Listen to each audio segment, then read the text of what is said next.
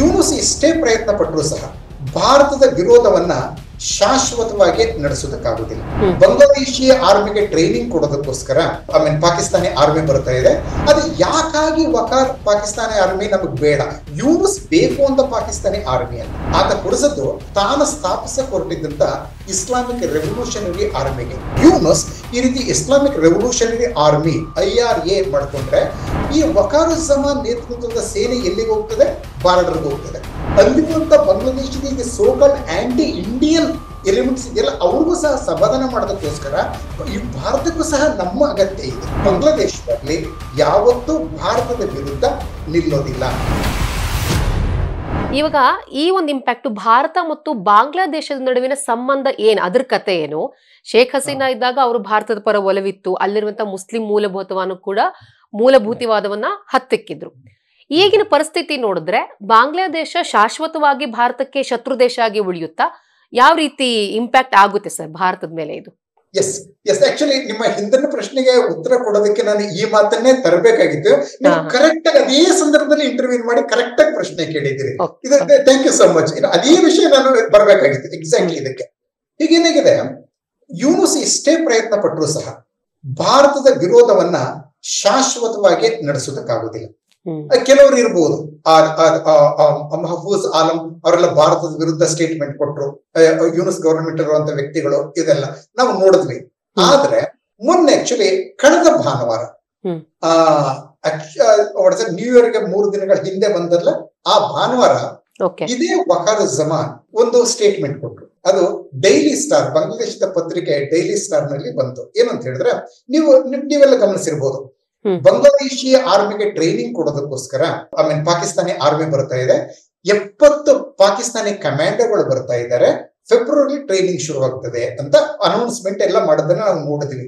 ಆದ್ರೆ ಆವಾಗ ವಕಾರ್ ಏನ್ ಹೇಳಿದ್ರು, ಅದಕ್ಕೆ ಡೈಲಿ ಸ್ಟಾರ್ ಹೇಳಿದ ಪ್ರಕಾರ ಪಾಕಿಸ್ತಾನಿ ಆರ್ಮಿ ಇಲ್ಲಿಗೆ ಬರ್ಬೇಕಾಗಿಲ್ಲ, ಆಯ್ತಾ, ಯಾಕೆ ನಮಗೆ ಪಾಕಿಸ್ತಾನಿಯಿಂದ ಟ್ರೈನಿಂಗ್ ಬೇಕಾಗಿಲ್ಲ ಅಂತ ಡಿಕ್ಲೇರ್ ಮಾಡಿಬಿಟ್ರು ಅವರು, ಆಯ್ತಾ.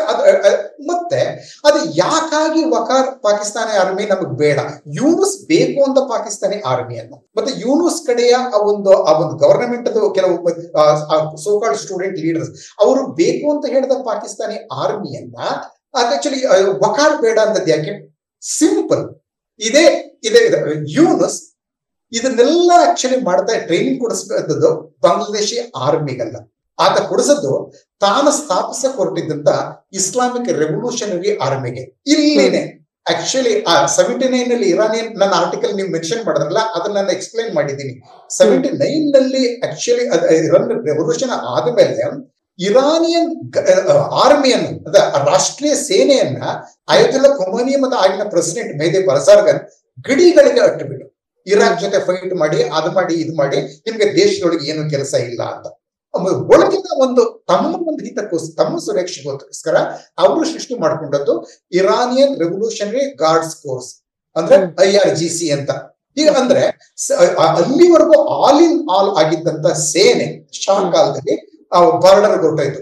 ಈಗ ಅದೇ ರೀತಿ ಇಲ್ಲಿ ಬಾಂಗ್ಲಾದೇಶದ ಸಹ ಯೂನುಸ್ ಈ ರೀತಿ ಇಸ್ಲಾಮಿಕ್ ರೆವಲ್ಯೂಷನರಿ ಆರ್ಮಿ IRA ಮಾಡ್ಕೊಂಡ್ರೆ ಈ ವಕಾರುಜ್ಜಮಾನ್ ನೇತೃತ್ವದ ಸೇನೆ ಎಲ್ಲಿಗೆ ಹೋಗ್ತದೆ? ಬಾರ್ಡರ್ಗೆ ಹೋಗ್ತದೆ.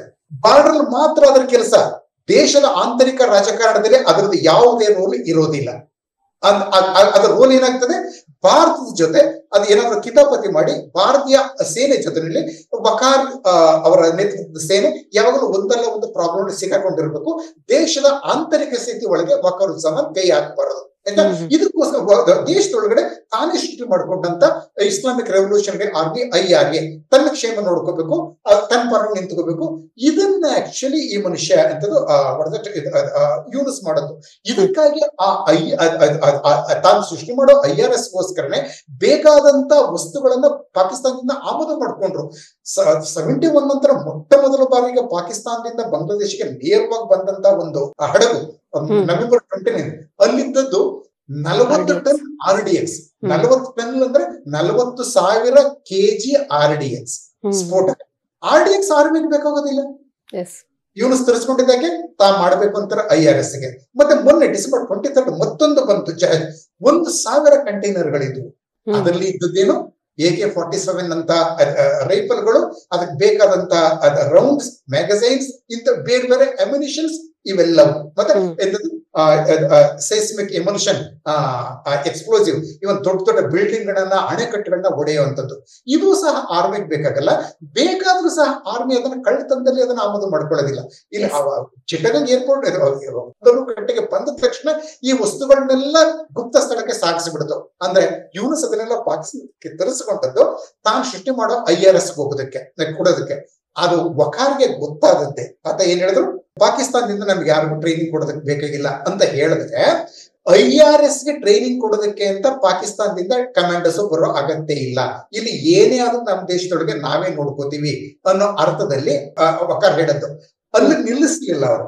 ಮೊನ್ನೆ ಜನವರಿ 1ನೇ ತಾರೀಕು ಬಾಂಗ್ಲಾದೇಶದ ಒಂದು ನ್ಯೂಸ್, ಪ್ರಥಮ್ ಆಲೋಗೆ ಅವ್ರು ಕೊಟ್ಟಂತ ಒಂದು ಇಂಟರ್ವ್ಯೂ ನಲ್ಲಿ, ಮೊದಲೇ ಹೇಳ್ಬಿಡ್ತೀನಿ, ಆ ಪ್ರಥಮ್ ಆಲೋ ಇದೆಯಲ್ಲ, ಅದು ಅವಾಮಿ ಲೀಗ್ ಬಹಳ ಕ್ಲೋಸ್ ಆದಂತದ್ದು. ಇನ್ಫ್ಯಾಕ್ಟ್ ಜುಲೈನಲ್ಲಿ ಆ ಒಂದು ಪ್ರಥಮ್ ಆಲೋ ಇದಕ್ಕೆ ಕಚೇರಿ ಮೇಲೆ ದಾಳಿ ಮಾಡಿ ಈ ಸೋ ಕಾಲ್ಡ್ ಸ್ಟೂಡೆಂಟ್ ಲೀಡರ್ಸ್ ಬೆಂಕಿಯನ್ನ ಹಚ್ಚಿದ್ರು. ಅದಕ್ಕೆ ಅದು ಅವಾಮಿ ಲೀಗ್ ಪರವಾಗಿದೆ, ಶೇಖ್ ಹಸೀನಾ ಪರವಾಗಿದೆ ಅಂತ ಅದು ಮತ್ತೆ ಚೇತರಿಸ್ಕೊಳ್ತು.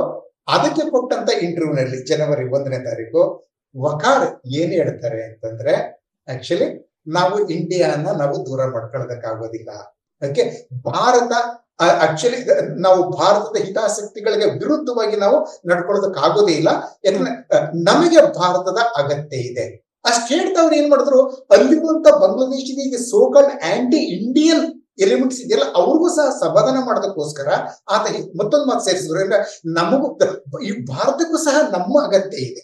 ಹೀಗಾಗಿ ನಾವಿಬ್ರು ಸಹ ಪರಸ್ಪರ ಅವಲಂಬಿತರು, ಬಾಂಗ್ಲಾದೇಶ ಮತ್ತೆ ಇಂಡಿಯಾ. ಹೀಗಾಗಿ ನಾವು ಅಂದ್ರೆ ಬಾಂಗ್ಲಾದೇಶ ಆರ್ಮಿ ಆಗಲಿ, ಬಾಂಗ್ಲಾದೇಶ ಆಗಲಿ ಯಾವತ್ತೂ ಭಾರತದ ವಿರುದ್ಧ ನಿಲ್ಲೋದಿಲ್ಲ. ಹಾಗೆ ಚೈನಾ ಸಹ ನಮಗ್ ಮುಖ್ಯ. ಚೈನಾದ ವಿರುದ್ಧ ನಾವು ಏನು ಮಾಡೋದಿಲ್ಲ. ಎಕ್ಸಾಕ್ಟ್ಲಿ ಹಸೀನಾ ಏನ್ ಮಾತಾಡ್ತಾ ಇದ್ರು ಅದೇ ಮಾತನ್ನ ವಕಾರ್ ಮೊನ್ನೆ ಹೇಳಿದ್ರು. ಅಂದ್ರೆ 1ನೇ ತಾರೀಕು ಅದಕ್ಕೆ ಆ ಮಾತನ್ನ ಅವರು ಹೇಳಿದ ಹೇಗೆ, ಇದುವರೆಗೂ ಸಹ ಅವರು ಭಾರತದ ಪರವಾಗಿ, ಹಸೀನಾ ಪರವಾಗಿ ಕಳೆದ ಆಕ್ಚುಲಿ 3-4 ತಿಂಗಳಲ್ಲಿ ಒಂದು ಮಾತನ್ನು ಆಡಿರ್ಲಿಲ್ಲ. ಸಡನ್ ಇಷ್ಟೆಲ್ಲ ಆಡಕ್ಕೆ ಯಾಕೆ ಶುರು ಮಾಡಿದ್ರು, ಅವ್ರಿಗೆ ಗೊತ್ತಾಯ್ತು ತಾನು ಸಪೋರ್ಟ್ ಮಾಡಿದಂತ ಯೂನುಸ್ ತನ್ನನ್ನೇ ಎತ್ತಿ ಎಸೆಯೋದಕ್ಕೆ, ತನ್ನನ್ನೇ ಬಾರ್ಡರ್ಗೆ ಹಟ್ಟೋದಕ್ಕೆ ಅಥವಾ ತನ್ನ ಸ್ಥಾನವನ್ನೇ ಕಿತ್ತಾಕೋದಕ್ಕೆ ಪ್ರಯತ್ನ ಪಡ್ತಾ ಇದ್ದಂತ ಗೊತ್ತಾದ ಕೂಡಲೇ ಈ ಮನುಷ್ಯ ಮುನ್ನೆಲೆಗೆ ಬಂದು ವಕಾರುಜ್ಜಮಾನ್ ಈಗ ಈ ತರ ದೊಡ್ಡದಾಗಿ ಇಂಟರ್ವ್ಯೂ ಕೊಟ್ಟಿದ್ದಾರೆ. ಓಕೆ, ಭಾರತವನ್ನ ದೂರ ಮಾಡ್ಕೊಳಕ್ಕಾಗಲ್ಲ, ಭಾರತದ ಹಿತಾಸಕ್ತಿಗಳ ವಿರುದ್ಧ ನಾವು ಹೋಗೋದಕ್ಕಾಗೋದಿಲ್ಲ, ನಮಗೆ ತೊಂದರೆ ಇದೆ ಆದ್ರಿಂದ ಅಂತ ಸ್ಪೆಸಿಫಿಕ್ ಇದನ್ನ ಹೇಳಿದ್ರು. ನಾವೇನಾದ್ರೂ ಆಕ್ಚುಲಿ ಚಿಟ್ಟಗಾಂಗ್ ಹಿಲ್ ಟ್ರ್ಯಾಕ್ಸ್ ಅಲ್ಲೇನಾದ್ರೂ ನಾವು ಒಂದ್ ಸ್ವಲ್ಪ ತೊಂದರೆ ಮಾಡ್ತು ಅಂದ್ರೆ, ಆಕ್ಚುಲಿ ಅದು ಇಂಡಿಯಾದ ನಾರ್ತ್ ಈಸ್ಟ್ ತೊಂದರೆ ಮಾಡ್ತು ಅಂತ ಹೇಳಿದ್ರೆ ಆಗೇನಾಗುತ್ತೆ, ನಾವು ಅಲ್ಲಿ ಇನ್ಸ್ಟೇಬಲ್ ಆಗ್ತೀವಿ, ಇನ್ಸ್ಟೇಬಿಲಿಟಿ ಬರ್ತದೆ ನಮ್ಮ ಚಿಟ್ಟಗಾಂಗ್ ಹಿಲ್ ಟ್ರ್ಯಾಕ್ಸ್ ನಲ್ಲಿ. ಅದು ನಮ್ಮ ಮೇನ್ ಪೋರ್ಟ್, ಅಲ್ಲಿ ನಮಗೆ ತೊಂದರೆ ಆಗ್ತದೆ. ಮತ್ತೆ ಅರಕಾನ್ ಆರ್ಮಿ ಸಹ ನಮ್ಮ ವಿರುದ್ಧ ಅಪ್ಪರ್ ಹ್ಯಾಂಡ್ ತಗೊಂಡ್ಬಿಡ್ತದೆ. ಈಗ ಮತ್ತೆ ಬಾಂಗ್ಲಾದೇಶದ ಹೆಚ್ಚು ಇದನ್ನ ರಿಕ್ವೈರ್ಮೆಂಟ್ಸ್ ಅನ್ನ, ಫುಡ್ ರಿಕ್ವೈರ್ಮೆಂಟ್ ಆಗ್ಲಿ, ಬೇರೆ ಆಗ್ಲಿ, ಅದನ್ನ ಪೂರೈಸೋದು ಇಂಡಿಯಾ ಅಷ್ಟೇ. ತುಂಬಾ ವಸ್ತುಗಳನ್ನ ಬಾಂಗ್ಲಾದೇಶ ಆಮದು ಮಾಡ್ಕೋತಾ ಇದ್ದದ್ದೇ ಇಂಡಿಯಾದಿಂದ ಮೊನ್ನೆವರೆಗೂ. ಹೀಗಾಗಿ ಅದನ್ನೆಲ್ಲ ನಾವು ಆಕ್ಚುಲಿ ಕಳ್ಕೋಬೇಕಾಗಿತ್ತ ಭಾರತವನ್ನ ದೂರ ಮಾಡ್ಕೊಂಡ್ರೆ, ಅದನ್ನ ಭಾರತ ನಾವು ದೂರ ಹೋಗೋದಿಲ್ಲ ಅಂತ ಹೇಳಿದ್ದಾರೆ.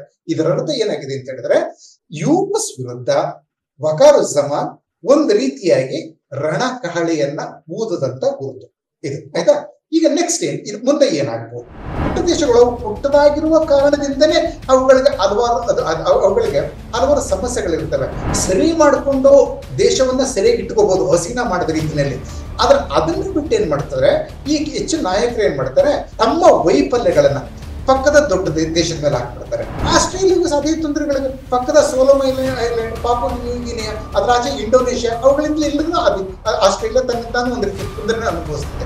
ನೇಪಾಳಿಗಳು ಭಾರತನ ವಿದೇಶ ಅನ್ನೋದಿಲ್ಲ, ತಮ್ಮ ದೇಶವನ್ನ ಸ್ವದೇಶ ಅಂತ, ಭಾರತವನ್ನ ದೇಶ ಅಂತಾರೆ, ಉಳಿದೆಲ್ಲಾ ದೇಶಗಳನ್ನು ವಿದೇಶ ಅಂತಾರೆ. ಭಾರತಕ್ಕೆ ಸೇರಿಸಿಕೊಳ್ಳಿಂತ ನೆಹರುಗೆ ಹೇಳಿದ್ರಲ್ಲ ಕಿಂಗ್ ತಿರುಗೋನ್, ಆ ಮಾತನ್ನ ನೆಹರು ಕೇಳಿಕೊಂಡು ಅಲ್ಲಿಯ ಮಹಾರಾಜನೇ ತಗೊಂಡು ಬಿಡಿ ನಮ್ಮ ದೇಶವನ್ನು, ಚೈನಾವನ್ನ ಒಂದು ಉಪಯೋಗಿಸ್ಕೊಂಡು ಇಂಡಿಯಾವನ್ನ ಬ್ಲಾಕ್ ಮೇಲ್ ಮಾಡಬಹುದು ಅನ್ನೋ ಒಂದು ತಂತ್ರವನ್ನ ಮಹೇಂದ್ರ ಕಲ್ತ್ಕೊಂಡ.